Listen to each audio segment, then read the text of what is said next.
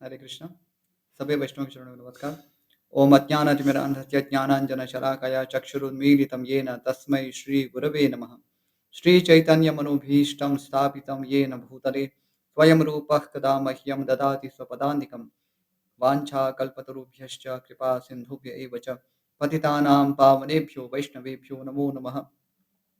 श्री कृष्ण चैतन्य प्रभु नित्यानंद श्री अद्वैत गदाधर श्रीवासादि गौर भक्त वृंद हरे कृष्णा कृष्ण कृष्णा हरे हरे हरे राम राम राम हरे हरे।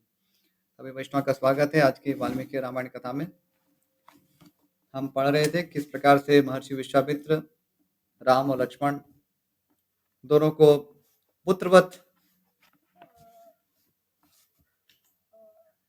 उनके साथ लीला कर रहे हैं और राम और लक्ष्मण भी महर्षि विश्वामित्र के प्रति गुरुवत आचरण कर रहे हैं। और इसी पर अभी आगे बढ़ते हुए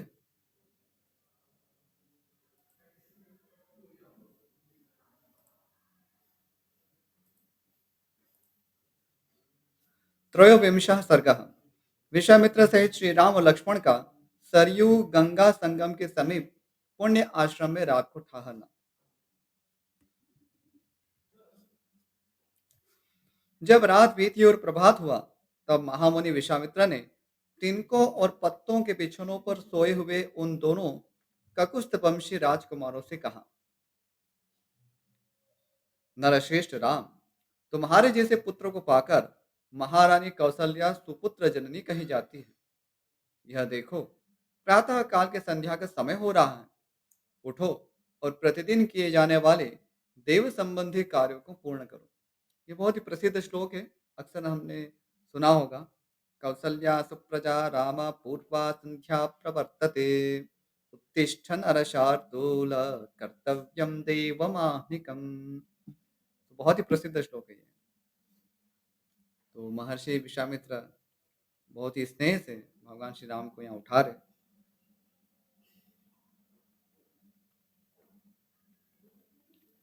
असो आगे महर्षि का यह परम उदार वचन सुनकर उन दोनों नरश्रेष्ठ वीरों ने स्नान करके देवताओं को तर्पण किया और फिर वे परम उत्तम जपनीय मंत्र गायत्री का जप करने लगे।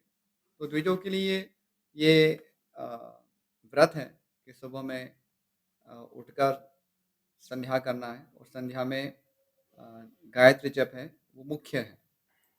तो गायत्री मंत्र जो है जो सामान्य रूप से प्रचलित है, तो जब गुरु से वो गायत्री मंत्र प्राप्त होता है तो हर द्विज को इसको जप करना होता है और ये परब्रह्म का ही सूचक है गायत्री मंत्र। और इसके विषय में ऐसा है कि ये विदाउट फेल हर द्विज को करना ही होता है।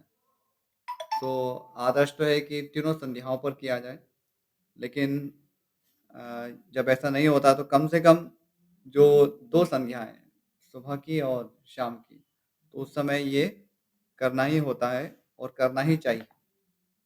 अ,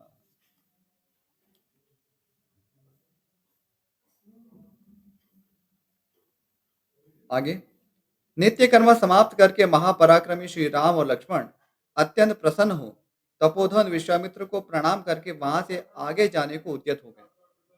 तो ये जो भी संध्या वंदन का जो कार्यक्रम है, तो ये नित्य कर्मों में आता है। नित्य कर्म अर्थात वो कर्म जो कि हमें बिना किसी फल के आशा से केवल ये हमारे लिए आदिष्ट है ऐसा समझकर करने होते हैं और ये प्रतिदिन के कर्म होते हैं।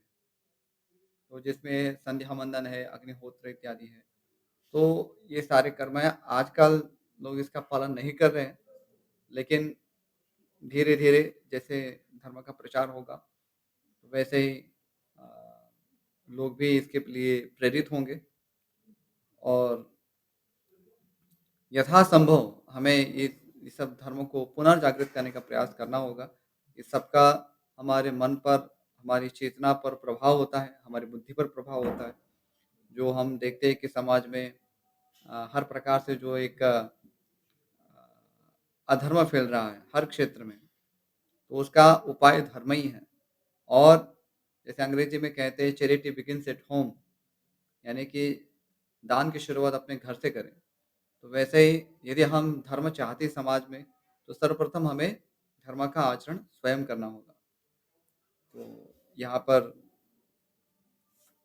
ये सारे जो नित्य कर्म और अन्य जो आचरण का भी जो हम उल्लेख पाते हैं, रामायण कथा के प्रसंग में, तो हमें भी इससे प्रेरणा लेके अपने जीवन में इसको लाने का प्रयास करना चाहिए, यथासंभव।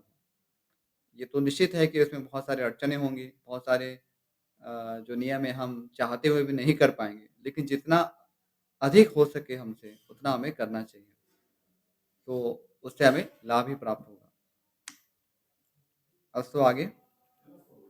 जाते-जाते उन महाबली राजकुमारों ने गंगा और सरयू के शुभ संगम पर पहुंचकर वह दिव्य त्रिपथगा नदी गंगा जी का दर्शन किया। जो गंगा जी का एक नाम त्रिपथगा भी है, क्योंकि 3 पथों में वो विभाजित हो जाती है, इसलिए उनका नाम त्रिपथगा है। संगम के पास ही शुद्ध अंतःकरण वाले महर्षियों का एक पवित्र आश्रम था, जहाँ वे कई हजार वर्षों से तीव्र तपस्या करते थे, कई हजार वर्षों से। ये ऋषि मुनियों का स्वभाव है कि वे तपोधन होते हैं, तपस्या ही उनका धन होता है और वे दिव्य तपस्या करते हैं। दिव्य तपस्या अर्थात आत्मशुद्धि के लिए। तो सामान्य रूप से तपस्या हर कोई व्यक्ति कर ही रहा है। हाँ, जैसे धनोपार्जन के लिए भी तो लोग तपस्या करते हैं, है ना? रोज़ ऑफ़िस जाना, इतने सारे घंटे वहाँ बैठे रहना, अच्छा लगे या ना अच्छा लगे फिर भी वहाँ पे जमे रहना, सारे हमारे जो भी उच्च अधिकारी होते हैं उनकी आज्ञा का पालन करना, तो ये सारी भी तपस्या है। लेकिन वस्तुतः ये वास्तविक तपस्या नहीं है, क्योंकि ये केवल धनोपार्जन के लिए है, शरीर यात्रा के लिए। तपस्या है आत्मशुद्धि के लिए होती है। वैसे आत्मशुद्धि ही हमारा यदि उद्देश्य हो, तो शारीरिक यात्रा के लिए जो भी कष्ट लिया जाता है, वो भी एक प्रकार से देखेंगे, तो परोक्ष रूप से उसे भी तपस्या कहेंगे, दिव्य तपस्या कह सकते हैं। लेकिन यहाँ ऋषि-मुनि जो तपस्या कर रहे थे, वो है दिव्य तपस्या, जिसका उद्देश्य आत्मशुद्धि था। वैसे राक्षस भी है, वे भी वरदान पाने के लिए तपस्या करते हैं, लेकिन वस्तुतः वो तपस्या नहीं है, क्योंकि वो तो भोग प्राप्त करने के लिए कुछ तपस्या कर रहे हैं। वो तपा रहे हैं अपने शरीर को, तो टेक्निकली ये कहा जा सकता है कि वो अपने आप को तपस्या में रत कर रहे हैं।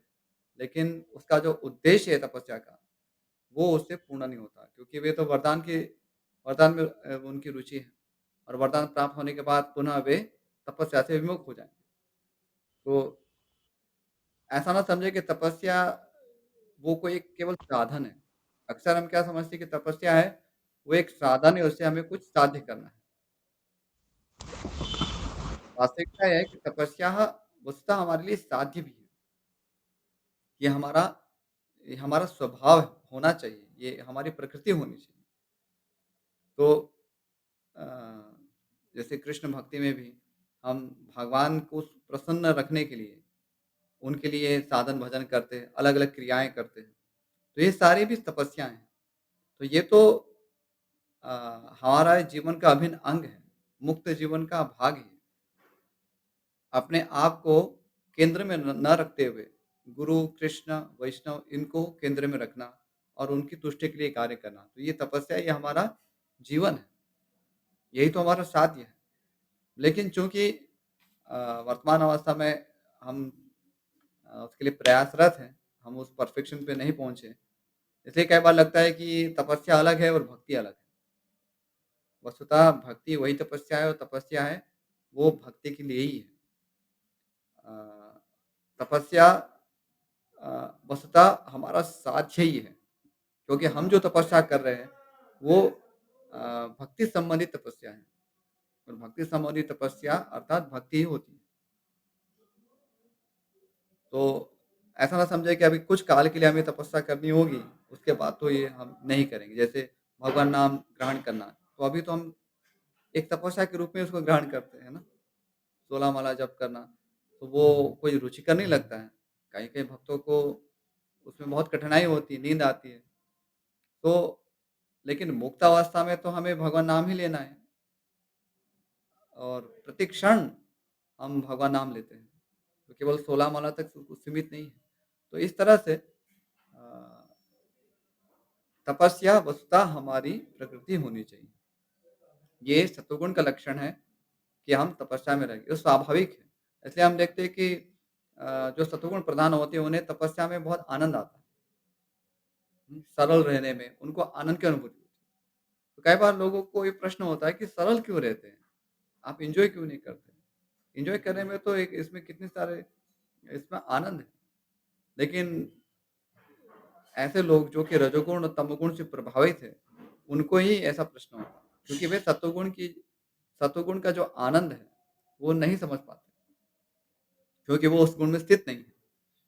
वस्तुतः सरलता में भी आनंद होता है, तपस्या में भी आनंद होता है। लेकिन जो रजोगुण, तमोगुण का प्रभाव जब अधिक होता है, तब कोई भी तपस्या है, विशेष रूप से इस प्रकार से जो दिव्य तपस्या है, जिसमें इंद्रिय, मन, बुद्धि इसका संयम करना होता है, वो हमें कष्टप्रद लगती है। वस्तुतः इंद्रिय, मन और बुद्धि का संयमन करना, उसमें आनंद है। लेकिन अ, चूँकि रजोगुण और तमोगुण इसका प्रभाव ज़्यादा है, इसलिए आरंभ में इसको तपस्या के रूप में, कष्ट के रूप में ही उसको हम देखते हैं। तपस्या अपने आप में कोई अ अ, एक कोई दंड नहीं है। तपस्या वस्तुतः आनंद है। सरल भाषा में कहना है तो तपस्या इज़ इक्वल टू आनंद। पर उसके लिए हमें सत्वगुण में स्थित रहना होगा। तब जाके वो समझ में आएगा कि तपस्या आनंद कैसे होती है।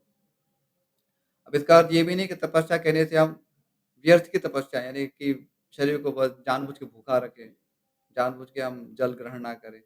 इस प्रकार की व्यर्थ की तपस्याओं की बात नहीं होती। यहाँ पर हम दिव्य तपस्या की बात करते हैं, क्योंकि भक्ति हमारा लक्ष्य है। तो भक्ति के संदर्भ में जो-जो भी हमें करनी है, जिससे हमें कृष्ण स्मरण होता, वो तपस्या उसका हमारे लिए अ, उपासनीय है। तो उसके लिए फिर जो भी करना पड़े वो हमें करना चाहिए। बस वो आगे उस पवित्र आश्रम को देखकर रघुकुल रत्न श्री राम और लक्ष्मण बड़े प्रसन्न हुए। उन्होंने महात्मा विश्वामित्र से यह बात कही,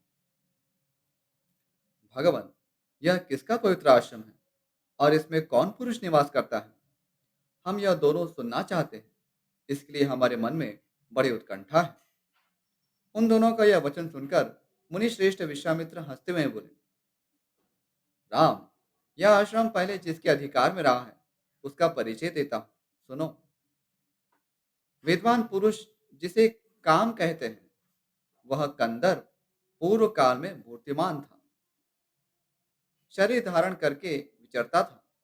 उन दिनों भगवान स्थाणु यानी कि शिव इसी आश्रम में चित्त को एकाग्र करके नियम पूर्वक तपस्या करते थे। एक दिन समाधि से उठकर देवेश्वर शिव मरुत गणों के साथ कहीं जा रहे थे। उसी समय दुर्बुद्धि काम ने उन पर आक्रमण किया। यह देख महात्मा शिव ने हुंकार करके उसे रोका। रघुनंदन, भगवान रुद्र ने रोष भरी दृष्टि से अवहेलना पूर्वक उसकी ओर देखा।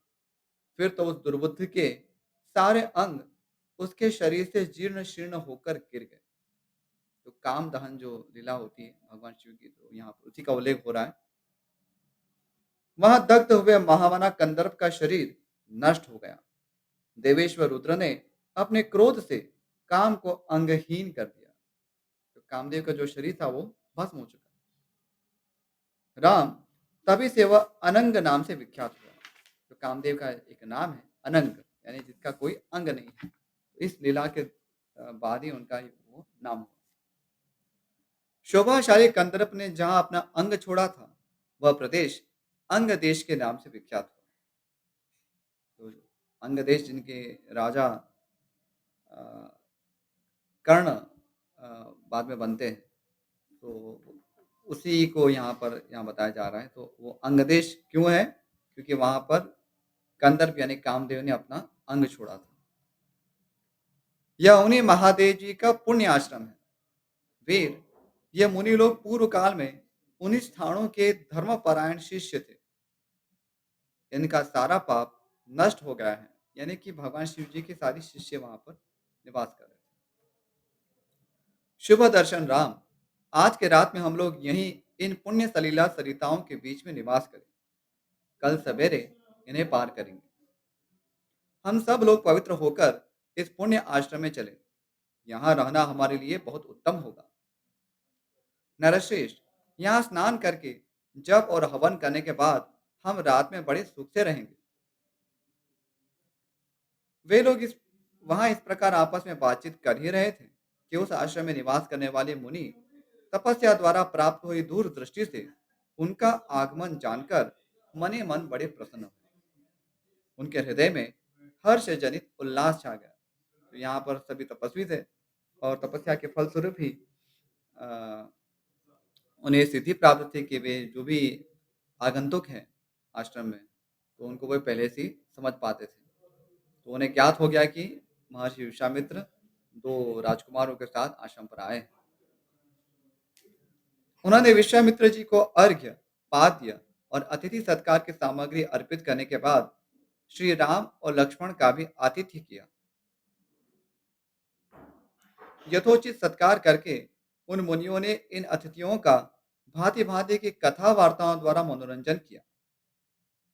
तो अतिथि जब आते तो उन्हें अ, सबसे पहले तो आसन प्रदान करना, फिर जल, भोजन प्रदान करना, उसमें पात यानी कि हाथ पे धुलवाना, ये सब भी है।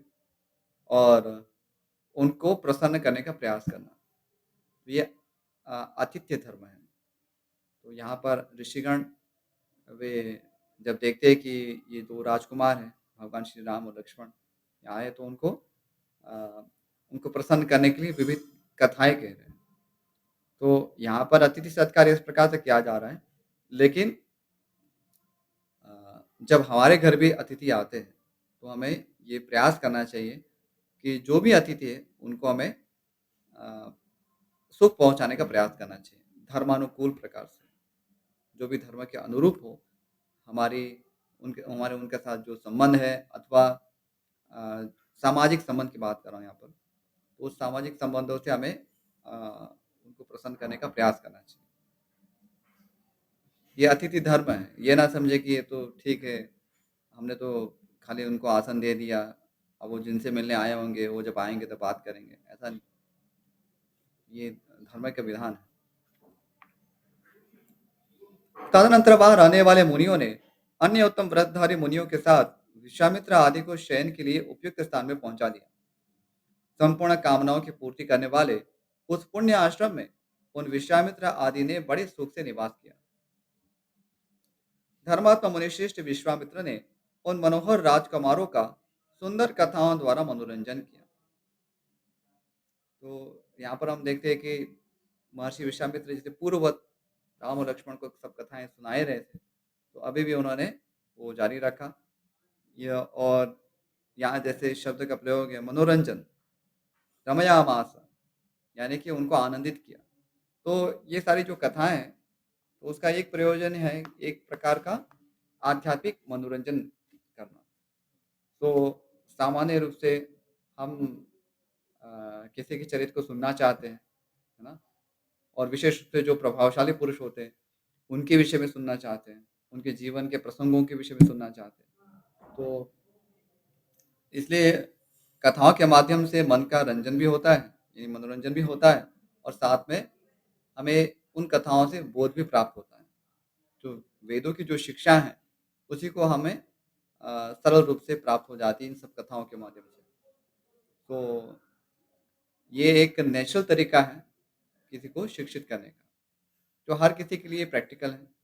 तो हम जिस किसी भी सामाजिक स्थिति में हो, पारिवारिक स्थिति में हो, तो हम अपने जो सगे-संबंधी हैं, हमारे परिजन हैं, हमारे मित्र हैं, उनको हमें ये सब कथाओं के माध्यम से अ, शिक्षित करने का प्रयास करना चाहिए। तो ये अ, एक प्रकार से देखें तो ये हम अभी भी कर ही रहे हैं। लेकिन अभी हम क्या करते हैं, न्यूज़ के माध्यम से ऐसे चरित्रों के विषय में सुनते हैं, जिनके विषय में हमें सुनना नहीं चाहिए, या सुन भी लेंगे तो मतलब कोई विशेष लाभ नहीं है। और जैसे बॉलीवुड, इनके जो भी लोग हैं, उनके विषय में हम चर्चा करते हैं। तो हम लोगों को एजुकेट तो कर रहे हैं, लेकिन कैसे? इस प्रकार से, चरित्रहीन लोगों के विषय में चर्चा करके। और उससे एजुकेशन क्या हो रहा है? वस्तुतः एजुकेशन नहीं है वो मैल एजुकेशन है, यानी कि गलत शिक्षण दे रहे हैं। और इससे फिर वो उनकी बुद्धि जो है वो कुबुद्धि होती है। इसी प्रकार से फिर वो फैशन करना सीखेंगे, इसी प्रकार से वो उनके चाल ढंग होते हैं।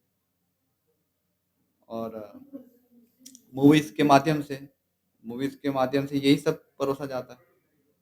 तो हाँ, लोगों को नाटक देखना बहुत अच्छा लगता है।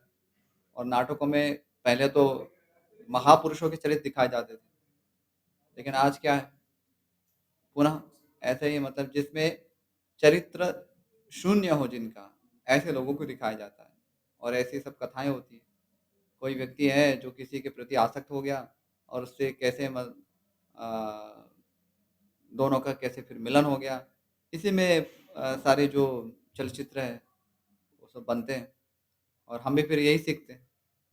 तो आज स्कूल, कॉलेज हर जगह पे यही माहौल है, क्योंकि जो भी हम देख रहे हैं, जिनके विषय में श्रवण कर रहे हैं, उसी का प्रभाव हम पर होगा।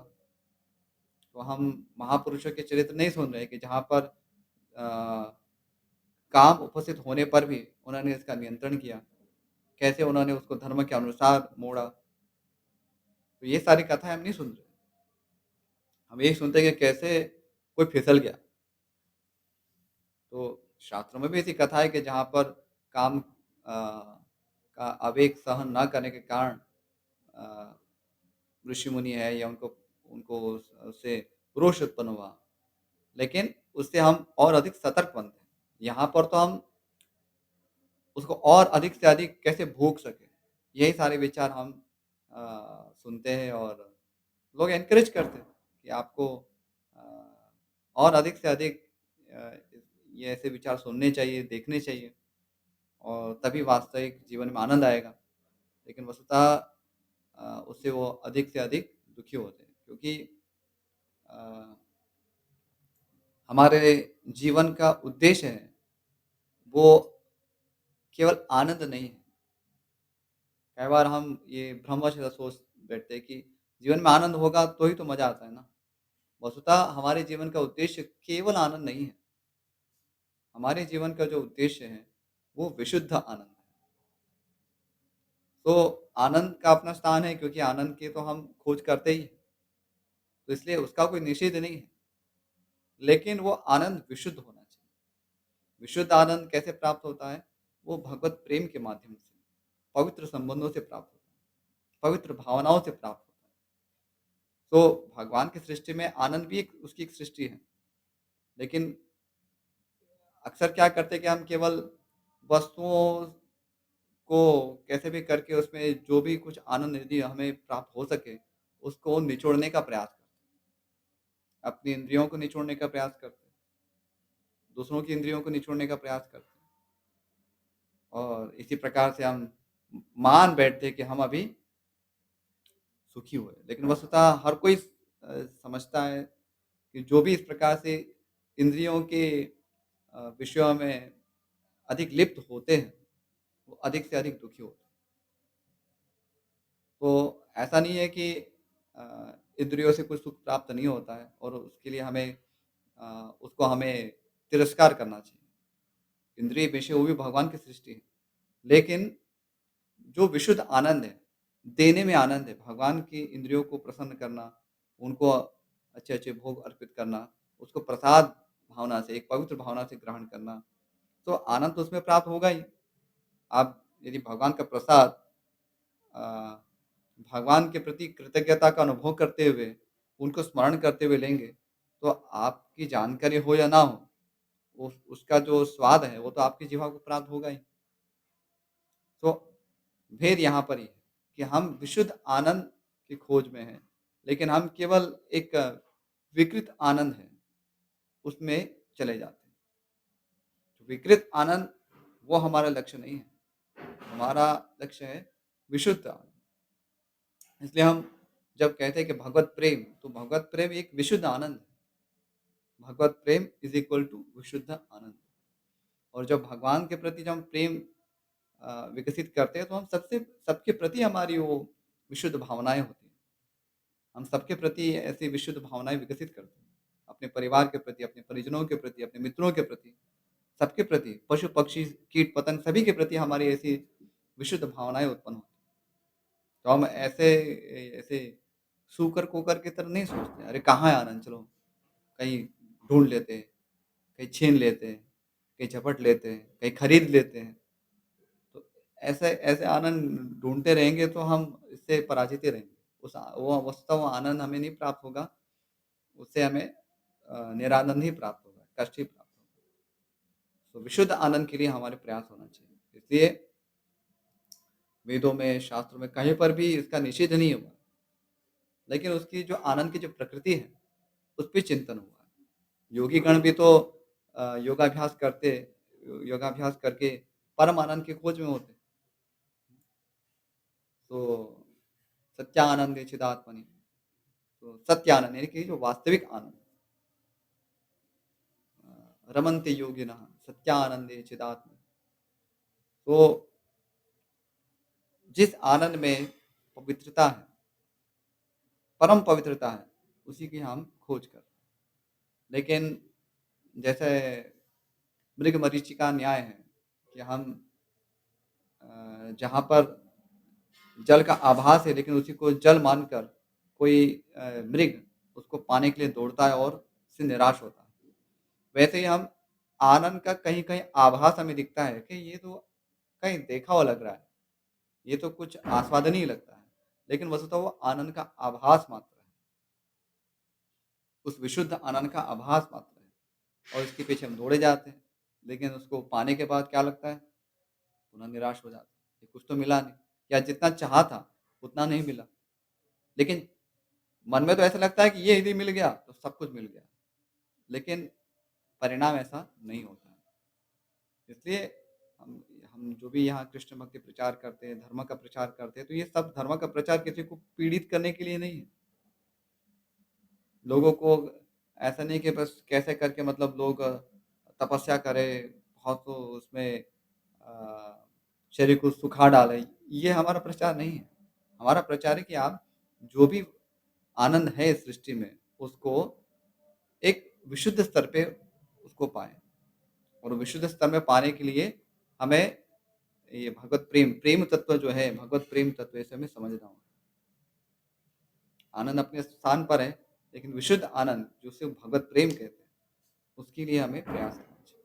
अस्तु, तो यहीं पर ही विराम करते हैं। इस विषय में यदि कोई प्रश्न हो, जिज्ञासा हो, कोई संशय हो, तो पूछ सकते हैं।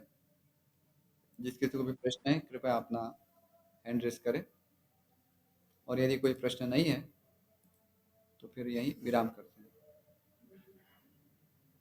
जी, विदग्ध प्रभु का कोई प्रश्न है?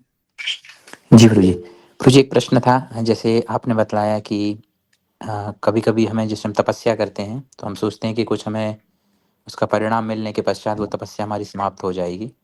जी, तो जैसे एक जप करना हम बोलते हैं कि हमारे लिए तपस्या है, मतलब उस शुद्धिकरण के लिए, हृदय की शुद्धि, चेतन चिंत मतलब कॉन्शसनेस की शुद्धि। लेकिन प्रभु जी, एक परिणाम के बाद हम ये भी कहते हैं जब हम शुद्ध नाम लेने लगते हैं तो हमें आनंद प्राप्त होता है। तो उस स्टेज में भी उसको तपस्या कहा जाता है कि कुछ अन्य शब्दों से उसको परिभाषित किया जाता है? वस्तुतः जो तपस्या है, वो आप शब्दशः देखेंगे तो अ, अभी बद्धावस्था में हमें ये सारी चीज़ें तपस्या लगती है क्योंकि उसमें तपना होता है, क्योंकि शरीर इसमें तपता है, मन तपता है। वस्तुतः मुक्त अवस्था में तो ये सारी चीज़ें हमारी प्रकृति बन जाती है, ये एक आनंद है। जो भी हम तपस्या कर रहे हैं, कह रहे हैं या कर रहे हैं, वो सब कुछ वस्तुतः आनंद ही होता है, तो उसमें तपना कुछ नहीं होता है।